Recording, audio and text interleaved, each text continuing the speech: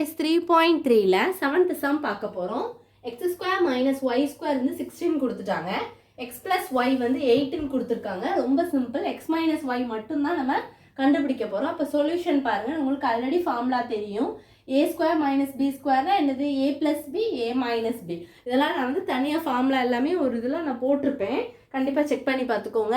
a² - b² மாதிரி தான் இங்கே என்ன வேரியபிள் என்ன இருக்குது, எக்ஸ் இங்கே ஒய் இருக்குது. ஸோ x² - y² ஃபார்முலாவும் என்னதான் வரும், x plus y x minus y. இப்போ அவங்க கொடுத்துருக்கதுல இந்த ஃபார்முலாவில் x² - y² வேல்யூவும் அவங்களே கொடுத்துட்டாங்க, எக்ஸ் ப்ளஸ் ஒய்யோட வேல்யூவும் கொடுத்துட்டாங்க. எக்ஸ் மைனஸ் ஒய்யோட வேல்யூ தான் நம்ம தெரியாது. அப்போ அந்த ஃபார்முலாவை எழுதி என்னென்ன இருக்குதோ அதை நம்ம போட்டு கண்டுபிடிச்சிடலாமா? இப்போ x² - y² வேல்யூ வந்து 16 ஈக்குவல் டு எக்ஸ் ப்ளஸ் ஒய்யோட வேல்யூ வந்து 8, எக்ஸ் மைனஸ் ஒய் வந்து தெரியாது. அப்போ அப்படியே போட்டுக்கணும்.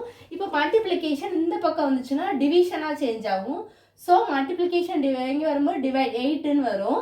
எக்ஸ் மைனஸ் ஒய்வா இப்போ 8 டேபிளில் 16 போகுமான்னு பாருங்கள். போகும் கண்டிப்பாக.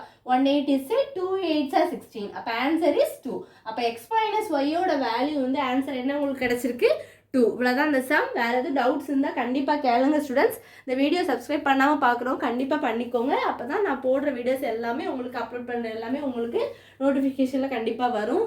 வேறு எதுவும் டவுட்ஸு, வேறு எக்ஸசைஸோ வேறு ஸ்டாண்டர்டோ எந்த இதுலேருந்து உங்களுக்கு டவுட்ஸ் இருந்தாலும் எக்ஸசைஸு எந்த சாப்டர்ன்னு மட்டும் நீங்கள் எந்த ஸ்டாண்டர்ட் அதெல்லாம் நீங்கள் தெளிவாக கமெண்ட் செக்ஷன்லேயோ அல்ல ப்ரைவசியாக நீங்கள் கேட்கறனாலும் என்னோட மெயில் ஐடி இருக்குது, அதில் கூட நீங்கள் எந்த டவுட்ஸாக இருந்தாலும் கண்டிப்பாக கேளுங்க ஸ்டூடெண்ட்ஸ், நான் கிளியர் பண்ணிடுவேன். தேங்க்யூ.